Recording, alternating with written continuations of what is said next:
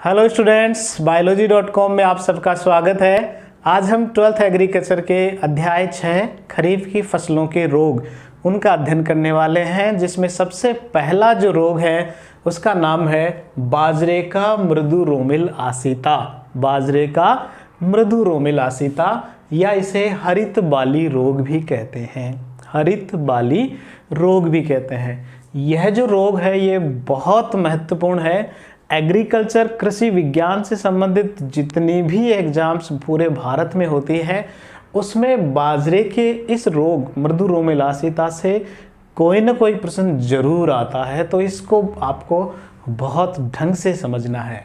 देखो, बाजरे का मृदु रोमिल आसिता, इसे इंग्लिश में डाउनी मिल्ड्यू कहते हैं, और हरित बाली रोग इसी का एक दूसरा हिस्सा है। ये जो रोग होता है वास्तव में दो अलग अलग अवस्थाओं में अपने लक्षण प्रकट करता है। उसी आधार पे इसके नाम भी दो अलग अलग दिए गए हैं, मृदु रोमिल आसिता और हरित बाली रोग। हरित बाली को ग्रीन ईयर कहते हैं। क्या कहते हैं? ग्रीन ईयर कहते हैं। इस रोग को साधारणतः स्थानीय भाषा में जोगिया रोग कहते हैं। जोगिया रोग कहते हैं, ठीक है, जोगिया रोग कहते हैं। किसमें? स्थानीय भाषा में, यानी कि भारतीय जो लोग हैं स्थानीय भाषा में, गांव के जो लोग हैं इसे जोगिया रोग नाम से जानते हैं। हिंदी में इसका नाम मृदु रोमिल आसिता या हरित बाली रोग है। इंग्लिश में इसे डाउनी मिल्ड्यू या ग्रीन ईयर कहते हैं, लेकिन साधारण इसका जो नाम है वो है जोगिया रोग। याद रखना है, बहुत महत्वपूर्ण है। अब तक बहुत सारी एग्जाम्स में ये प्रश्न आ चुका है कि जोगिया रोग किसे कहते हैं। तो बाजरे का मृदु रोमिल आसिता या हरित बाली रोग को जोगिया रोग कहते हैं स्थानीय भाषा में, ठीक है। नेक्स्ट, इस रोग की खोज भारत में ही हुई थी और जो खोज करता थे वो थे E.J. Buttler. E.J. Buttler. E.J. Buttler ने इस रोग की खोज की थी और इन्होंने इसे 1907 में खोजा था और इसकी खोज भारत में ही हुई थी, ठीक है। इस रोग को बताने वाले, खोज करने वाले जो वैज्ञानिक थे वो थे E.J. बटलर। अब ये याद कैसे करना है? तो आपको, मुझे नहीं लगता ऐसा कोई बच्चा होगा जो क्रिकेट नहीं देखता होगा। इंग्लैंड के एक बहुत अच्छे खिलाड़ी हैं, नाम है उनके बटलर। क्या है? Jos Buttler. तो ई से है इंग्लैंड और ये जोस बटलर, इंग्लैंड का जोस बटलर, आपको आराम से याद हो जाएगा। 1907 में इन्होंने भारत में इस रोग की खोज की थी, ठीक है। नेक्स्ट हम पढ़ते हैं इसके जो रोग कारक है उसको। रोग कारक या पैथोजन कहते हैं इसे इंग्लिश में, पैथोजन या रोग कारक, जिसकी वजह से ये रोग होता है। तो ये जो रोग है वो एक कवक की वजह से होता है। आपको ध्यान रखना है, जब भी कोई रोग याद करना है तो आपको ये भी याद रखना है कि वो वास्तव में वो रोग कारक क्या है। कवक है, विषाणु है, जीवाणु है, या किसी तरह का कोई निमेटोड है, ठीक है। तो आपको ये मालूम होना चाहिए कि आप जो नाम याद कर रहे हो वो है क्या। पहली बात, ये जो रोग होता है वो एक कवक की वजह से होता है और उस कवक का नाम है स्क्लेरोस्पोरा। स्क्लेरोस्पोरा ग्रेमिनिकोला। ग्रेमिनिकोला, स्क्लेरोस्पोरा ग्रेमिनिकोला, बहुत महत्वपूर्ण है इसका नाम। ये बहुत एग्जाम में अब तक पूछा जा चुका है और आगे भी ऐसी ही उम्मीद है। तो बाजरे का हरित रोमिल जो रोग है, मृदु रोमिल या हरित बाली रोग, किसकी वजह से हो रहा है? स्क्लेरोस्पोरा ग्रेमिनिकोला। स्क्लेरोस्पोरा ग्रेमिनिकोला, स्क्लेरोस्पोरा ग्रेमिनिकोला। बार बार इसको दोहराना है, आपको याद हो जाएगा। स्क्लेरोस्पोरा ग्रेमिनिकोला जो एक क्या है? कवक है। क्या है? एक कवक है। ये जो कवक होता है स्क्लेरोस्पोरा, वो वास्तव में एक अविकल्पी परजीवी होता है। अविकल्पी परजीवी। ऑब्लिगेट पैरासाइट, अविकल्पी परजीवी ऑब्लिगेट पैरासाइट होता है, यानी कि इस तरह का परजीवी है जिसके पास जीवन यापन का और कोई विकल्प नहीं है। अविकल्पी, जिसके पास कोई विकल्प नहीं हो, किसके अलावा?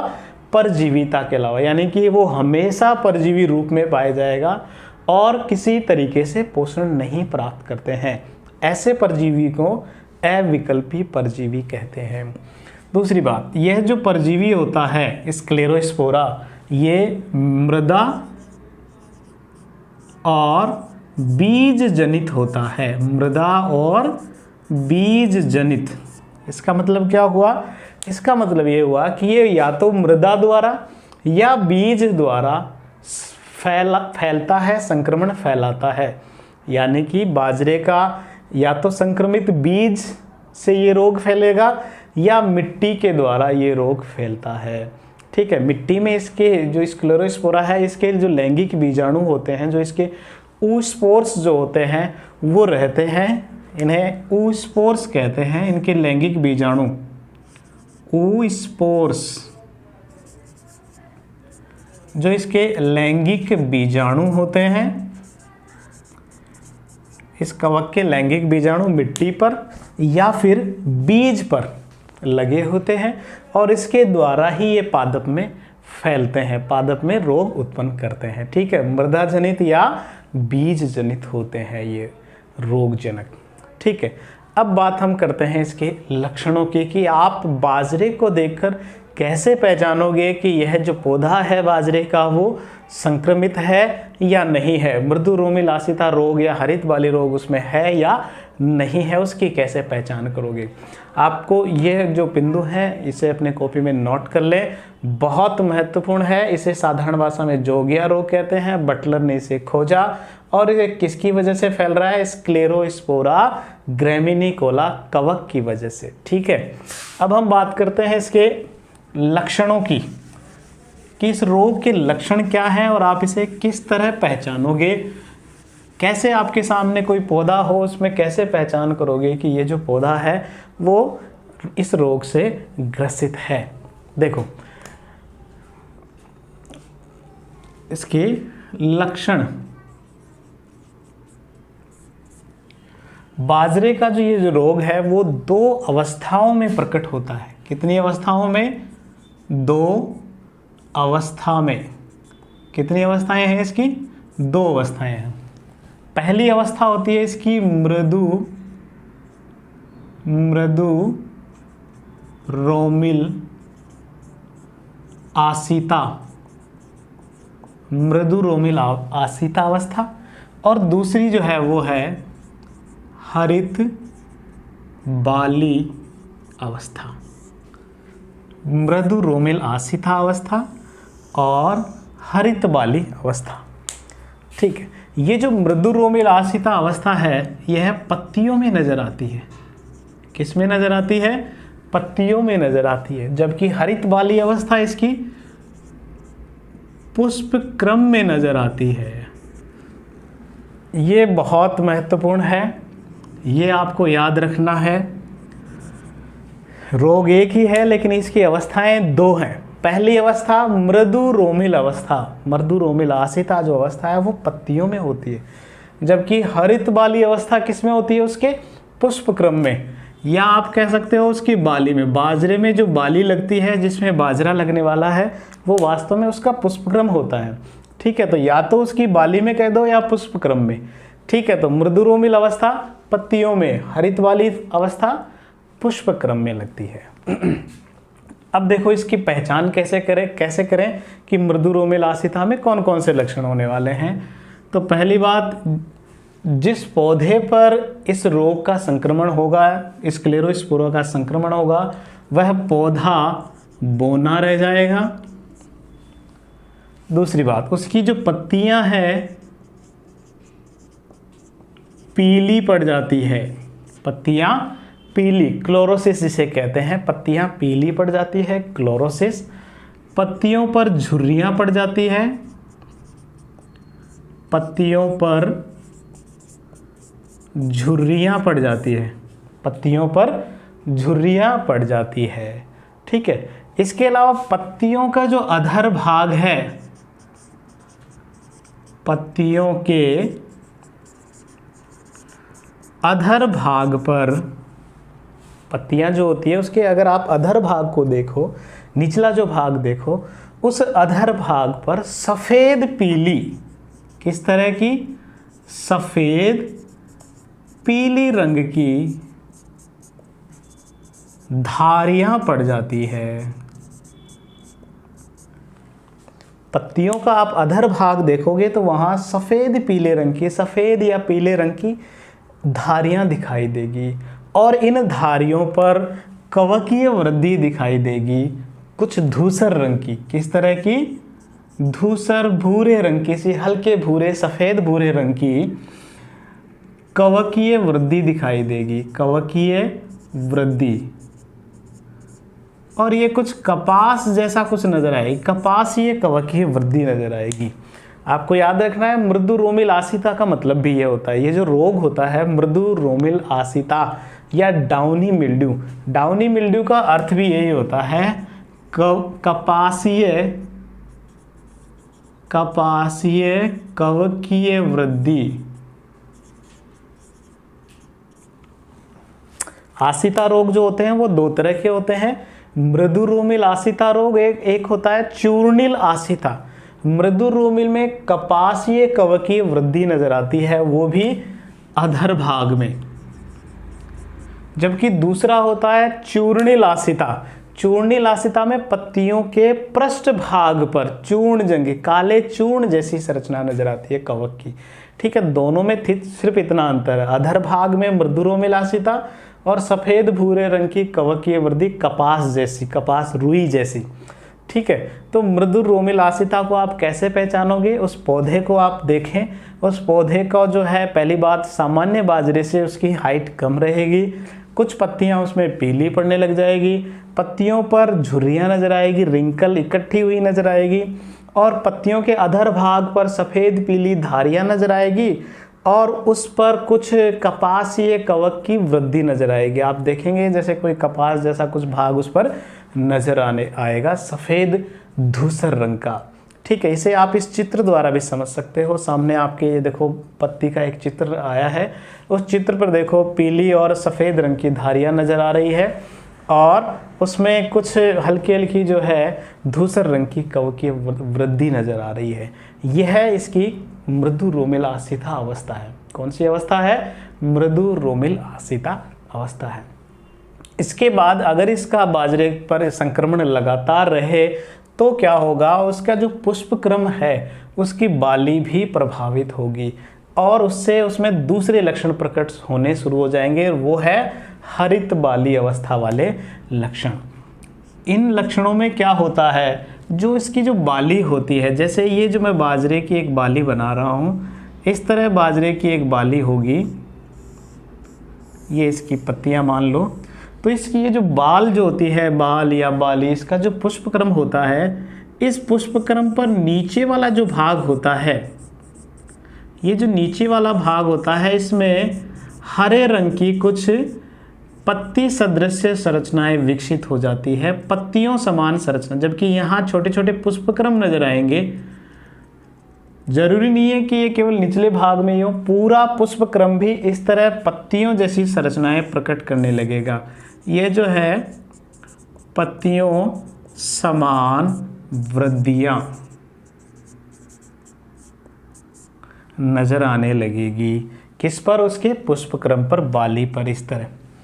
ठीक है, तो इस तरह ये जो अवस्था है वो कौन सी है? हरित बाली अवस्था। जैसे आपके सामने अभी ये चित्र आया है, उस पर आप देखो किस तरह जो है बाजरे का जो बाल है उसके निचले हिस्से पर जो है हरी हरी पत्तियां नजर आ रही है।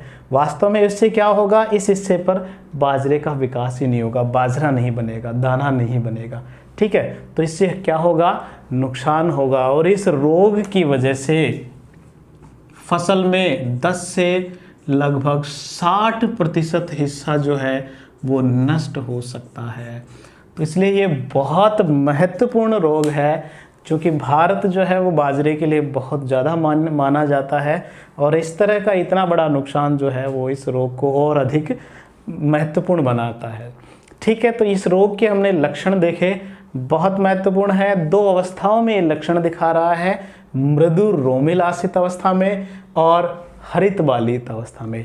मृदु रोमिल अवस्था में हमने क्या देखा, पौधा बौना, पत्तियां पीली, पत्तियां झुर्रीदार और इनके अधर भाग पर सफ़ेद पीली धारियां जिन पर धूसर रंग की कवकीय वृद्धि नजर आती है। और अधिक प्रभावित होने पर हरित बालित अवस्था, जिसके पुष्प क्रम पर जो है उस पत्तियों समान वृद्धियां विकसित होने लगती है। ठीक है बच्चों, तो हमने अभी तक इसके सामान्य लक्षण देखे, किस तरह आप इस रोग को पहचान सकते हो। अब हम देखेंगे इस रोग का किस तरह प्रबंधन करें, किस तरह मैनेजमेंट करें, किस तरह हम हमारी फसल को इस रोग से बचाएं। तो बचाने वाला जो भाग है इसे हम प्रबंधन कहते हैं। प्रबंधन, किसी भी रोग का जो प्रबंधन है वो हम 3 चरणों में पढ़ते हैं। सबसे पहला जो चरण होता है उसे सस्य प्रबंधन, सस्य प्रबंधन या इंग्लिश में इसे कल्चरल मैनेजमेंट कहते हैं। कल्चरल सस्य प्रबंधन, ठीक है। तो हम सामान्यतः क्या क्या कर सकते हैं उस खेत में बचाने, उस रोग से बचने के लिए। तो देखो, हमने ये देखा कि ये जो रोग है वो या तो बीज द्वारा फैलता है, ठीक है, या हमने देखा कि ये मृदा द्वारा फैलता है। तो इन दोनों ही चीज़ों पर हमें फोकस करना है। पहली चीज़, हमें स्वस्थ और प्रमाणित बीजों का प्रयोग करें। स्वस्थ और प्रमाणित बीजों का प्रयोग, यानी कि ऐसे बीज जो वास्तव में संक्रमित नहीं हो, और ऐसे बीजों को प्रमाणित करते हैं कंपनियां जो है। तो हमें स्वस्थ और प्रमाणित बीजों का ही प्रयोग करना है, यानी कि उनमें किसी तरह का कोई संक्रमण न हो, ऐसे बीजों का प्रयोग करना है, पहली बात। दूसरी चीज़, चूंकि हमने ये देखा कि ये जो रोग है वो मृदा द्वारा भी फैलता है, तो मृदा पर भी हमें फोकस, हमारे खेत की जो मिट्टी है उस पर भी फोकस करना है। तो हमें क्या करना है उसके लिए, पहली चीज़, गर्मियों में गहरी जुताई करनी है। गर्मियों में गहरी जुताई करने से मिट्टी उलट पलट होगी, मिट्टी के भीतर से जो जीवाणु है, कवक जो है वो ऊपर आएंगे, और गर्मियों में अधिक धूप पड़ेगी, अधिक तापमान से वो जो कवक के जो बीजाणु हैं वो नष्ट हो जाएंगे, ये ध्यान रखना है। इसके अलावा कवक या अन्य बहुत सारे कीट जो हैं वो वास्तव में कुछ पेड़ पौधों के जो अवशेष हैं उनके द्वारा लगे रहते हैं, उनसे चिपके रहते हैं, उनसे फैलते हैं।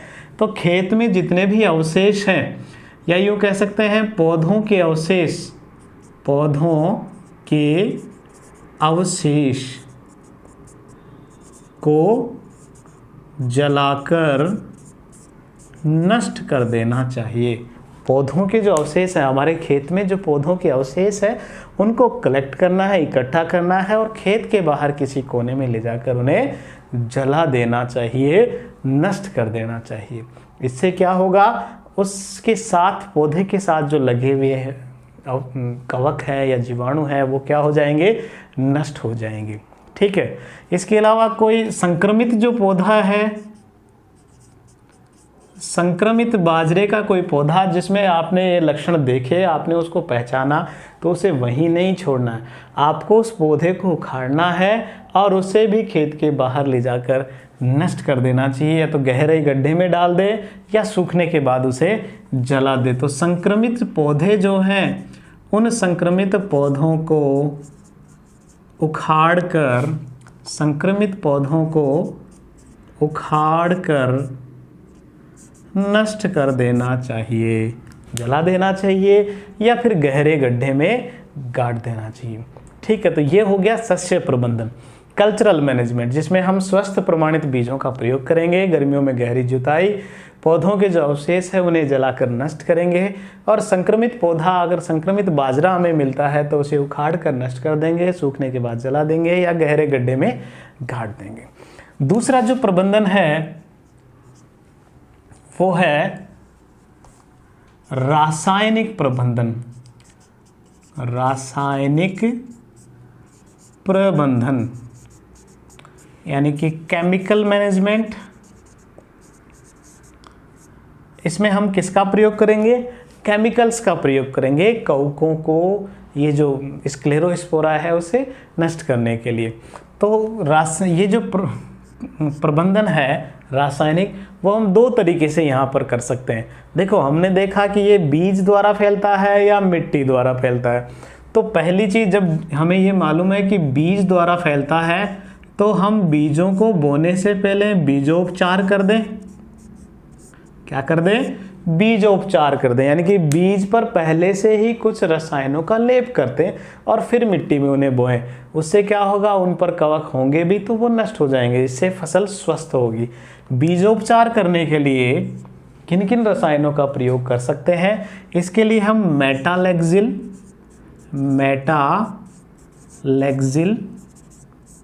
या मैंकोजेब नामक जो रसायन है, इनका प्रयोग कर सकते हैं। ये आपको याद रखने हैं बीजोपचार के लिए। और कवक के लिए बहुत अच्छे ये रसायन है मेटालेक्सिल और मैंकोजेब, इनका प्रयोग हम कर सकते हैं इन दवाइयों पर। जिस तरह का जो, जैसे मैंकोजेब है वो 2 ग्राम पर किलोग्राम बीज के हिसाब से, यानी कि 1 किलो बीज हम बाजरे का ले रहे हैं तो उसमें 2 ग्राम मैंकोजेब का प्रयोग करेंगे। इस तरह जो मात्राएं दी गई है उस आधार पर इनका प्रयोग करना है बीजोपचार द्वारा। दूसरा, अगर आपकी खड़ी फसल पर किसी तरह का कोई संक्रमण होता है इसका, तो आप 21वें दिन, कौन से दिन? 21वें दिन इन्हीं रसायनों का छिड़काव कर सकते हैं। जब फसल आपकी तैयार हो गई है, 21वां दिन जब चल रहा है, तो लगभग 21वें दिन के आसपास हम मेटालेक्सिल या मैंकोजेब जो है उसका खड़ी फसल पर छिड़काव कर सकते हैं और इस रोग से बच सकते हैं। ठीक है। नेक्स्ट है इसका तीसरा जो प्रबंधन है वो है जैविक प्रबंधन। जैविक प्रबंधन में हम कुछ जैविक तरीके से जैविक पदार्थों का उपयोग करके जैविक प्रबंधन में क्या क्या करना है? पहली चीज, हम स्यूडोमोनास और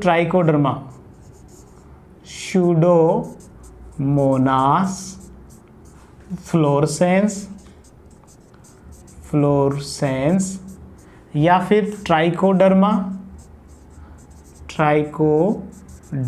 ये वास्तव में क्या है? जीव ही है, ये कवक है। ठीक है। इनका ट्राइकोडर्मा कल्चर जो है, इनका छिड़काव हम खड़ी फसल पर कर सकते हैं। ठीक है। ये उन कवकों को नासी है, उनके परजीवी है, उन्हें नष्ट करते हैं। इसके अलावा बहुत महत्वपूर्ण चीज़ तो ये है कि हम जो है कुछ रोग रोधी किस्मों का प्रयोग करें। अभी ये हमारे जो एग्रीकल्चर साइंटिस्ट हैं, उन्होंने कुछ ऐसी किस्मों का विकास किया है जिन पर ये जो रोग है मृदु रोमिलासिता का कोई प्रभाव, इसके जो स्क्लेरोस्पोरा जो है उसका कोई प्रभाव नहीं पड़ता है। ऐसी किस्मों के आपको नाम याद रखने हैं। जैसे किस्में कौन कौन सी है, बहुत महत्वपूर्ण है, आपको याद रखनी है। बाजरे की रोग रोधी किस्में, ये जो मैं नाम लिख रहा हूँ वो है इसकी बाजरे की रोग रोधी किस्में, ऐसी किस्में जिन पर वास्तव में ये रोग लगता ही नहीं है। कौन कौन सी है? पहली है पूसा मोती, बहुत महत्वपूर्ण है पूसा मोती। इसके अलावा पूसा तेवीस, इसके अलावा है RAJ, राजस्थान से है RJ 171, RAJ राज 171। इसके अलावा WCC 75।